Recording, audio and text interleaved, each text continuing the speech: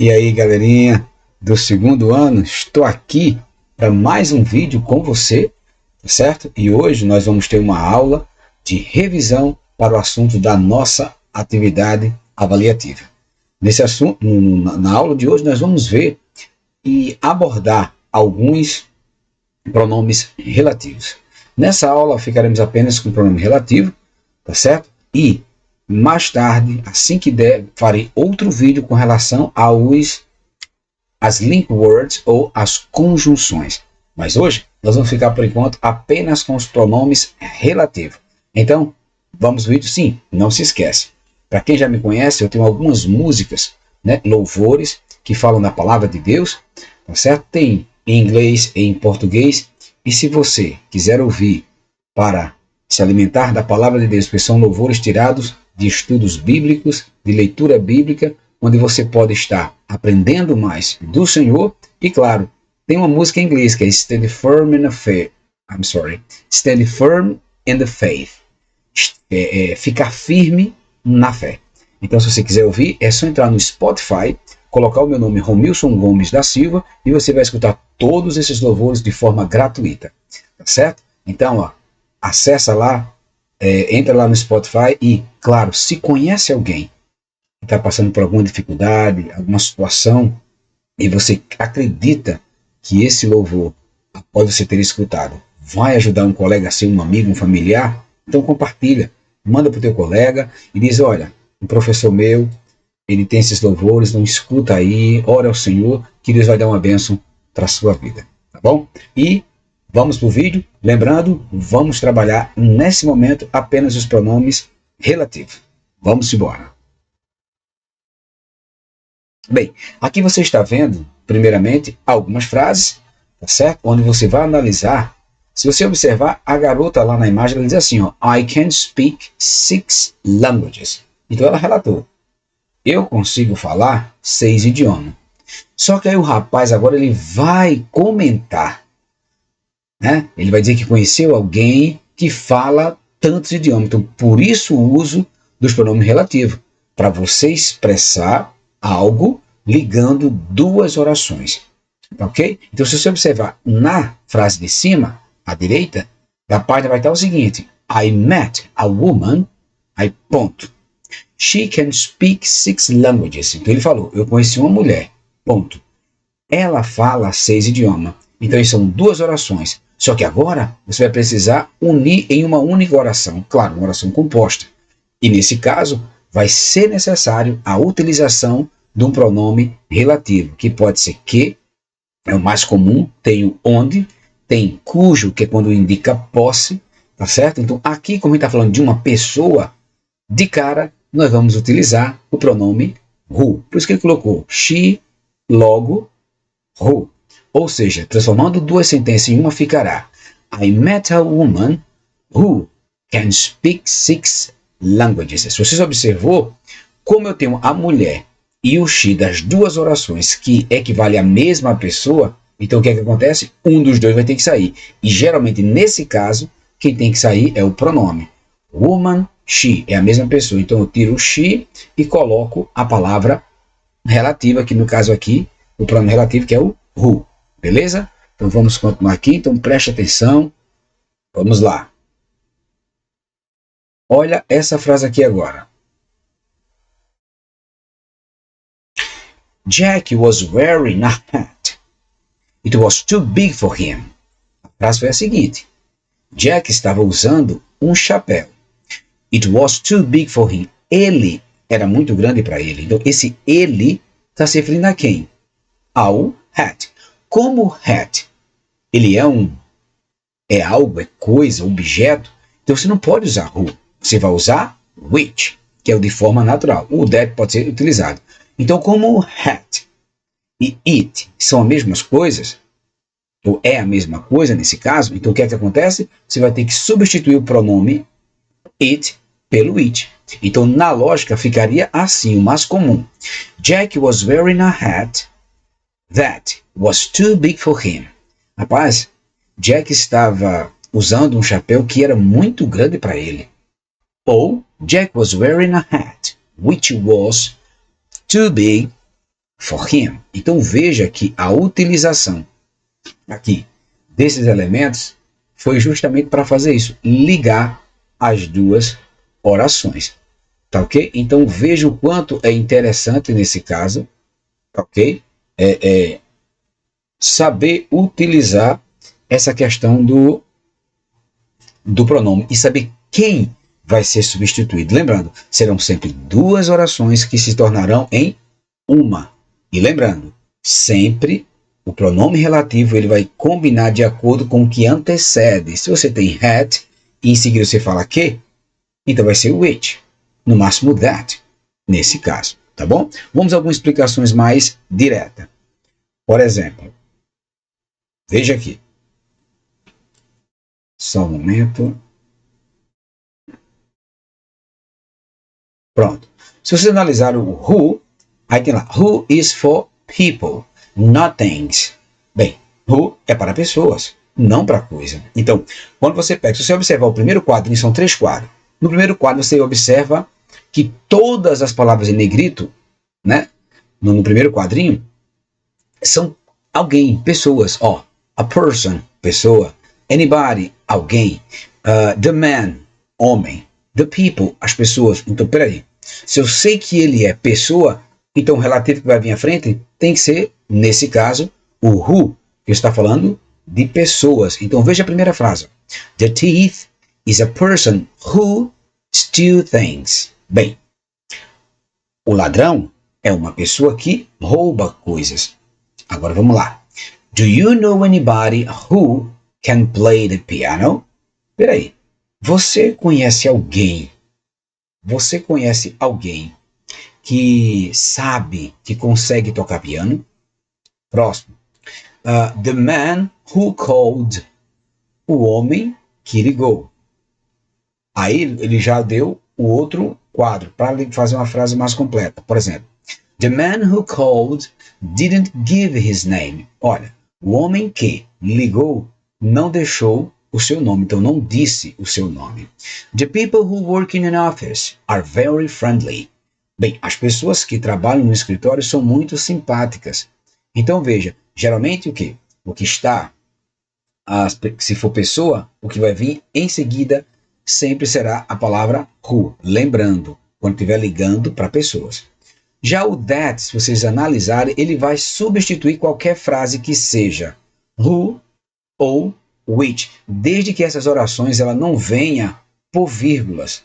Se vier por vírgula, ela vai obedecer o pronome que é normal. Se for pessoa, é who, se for coisa, é which. Mas se não tiver vírgula nenhuma, ou você pode usar that em qualquer um, ou para who ou para which. Tá certo? Não esquece disso, bem tranquilo. Vamos ver aqui as frases do which, desculpa.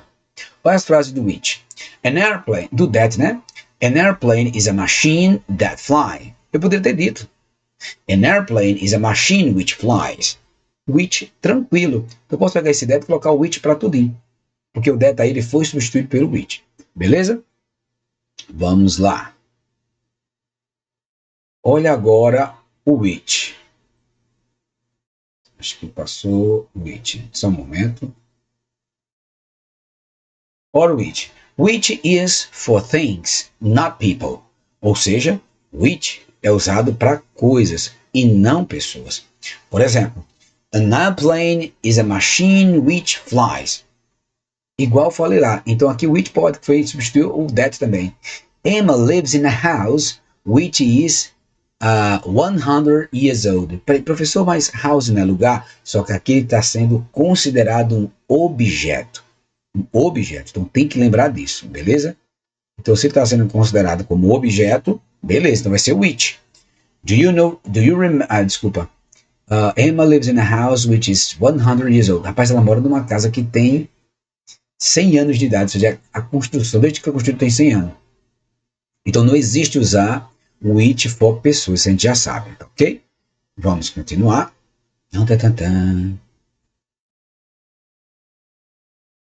Ó, vamos fazer essa questãozinha aqui, rapidinho. Vamos completar esse exercício aqui, que é mais fácil, onde a gente vai buscar, pessoal. A gente vai buscar, sabe o quê? As palavras importantes. Se vocês analisarem, aqui, desculpa, aqui, aqui, right, who or which. Então, é fácil, é só você procurar a palavra que vem antes. Então, veja, você não precisa nem traduzir a frase. Se tá lá, ó, I met a woman can speak 6 languages. Rapaz, eu conheci uma mulher que fala. Então, peraí, mulher, pessoa. Então, who. Poderia colocar o that? Poderia. Who or that? What's the name of the man? Opa, man. Who? What's the name of the man who just started working in your office? Ei, qual é o nome do homem que acabou de começar ali no teu escritório? Então veja, você acha a palavra que está antes do espaço, para você saber se vai usar which, where, que é lugar, né, em alguns casos. Então veja, where is the picture was hanging on the wall? Ei, cadê, onde está a foto, a imagem que estava pendurada na parede? Peraí, picture which, pode ser that? Pode. Então veja, eu analiso a palavrinha e na frente eu vou dizer se ela é who ou which, e claro, ou where ou whose, que significa de quem. Então veja que é tão fácil você fazer essa junção. É só prestar muita atenção e desenrolar, tá certo? Vamos ver se a gente acha algum aqui com whose, para me dar uns exemplos, tá ok?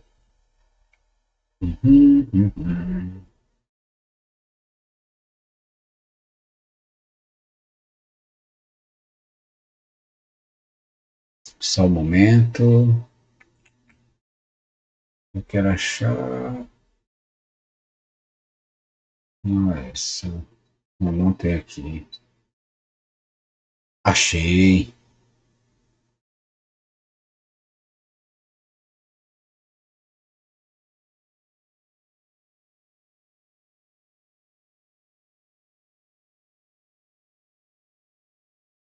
Pronto. Veja que nesse aqui, bem interessante, aqui embaixo, certo? Não tem hotel. Olha a diferença agora.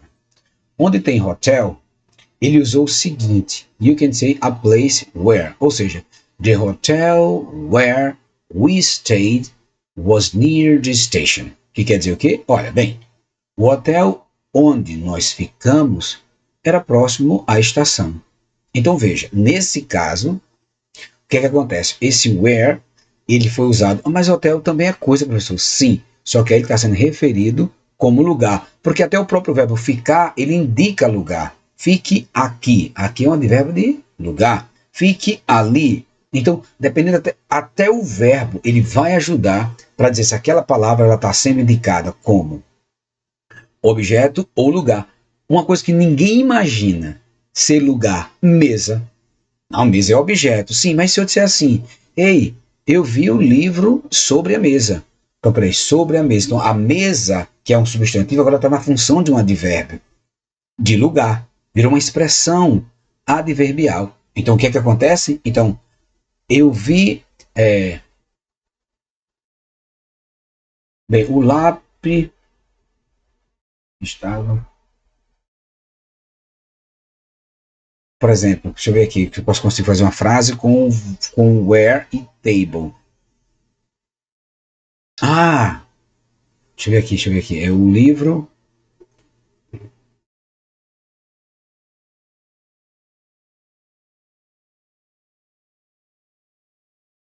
The table was the place where... the table was the place where I put the book. A mesa foi o lugar onde eu deixei o livro. Where I put, onde eu coloquei o livro. Então, the table was the place where... Então, dependendo da frase, aquela palavra que indica objeto, coisa, pode ser lugar.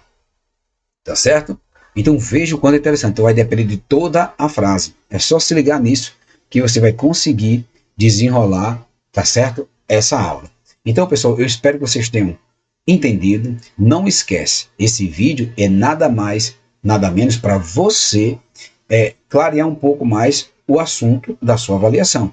Mas o material que vai lhe nortear para você estudar para a sua avaliação é o seu livro didático. São as atividades que foram feitas no caderno que vai lhe ajudar, né, naturalmente. Então, isso aqui é apenas um momento para você clarear o assunto já estudado em sala. Então, espero que vocês tenham gostado, tá ok? Em breve estarei colocando o outro vídeo com relação a os link words ou as conjunctions, certo? Ou as conjunções, tá ok? Então, não se esquece, se não é inscrito, se inscreve. Se conhece alguém que está estudando o mesmo conteúdo e ainda não viu, assistiu o vídeo, então compartilha. Vamos ver se a gente faz com que o seu professor Romilson ele chegue a 2.000 inscritos esse ano. Se conseguir colocar 3, 5, 7, 10 mil, eu agradeço, certo? Mas o importante aqui é você aprender o conteúdo, ter as suas notas boas, tá certo? Sim, não esquecendo, volta lá e dá uma olhadinha no Spotify, como eu havia dito no início desse vídeo, e escuta os louvores, ora ao Senhor antes de fazer a prova, ore ao Senhor antes de estudar e peça para que Ele te faça lembrar do que você estudou. Porque lembre-se, Deus não vai colocar na sua cabeça aquilo que você não estudou. Porque, primeiro, Ele não é corrupto. Ele não faz as coisas, né, do jeito que o homem quer que se faça. Agora, você estudando, Ele pode lhe fazer lembrar para te ajudar, porque Deus é justo. E Deus te abençoe e God bless you and God bless me. Valeu, segundão. Até a próxima.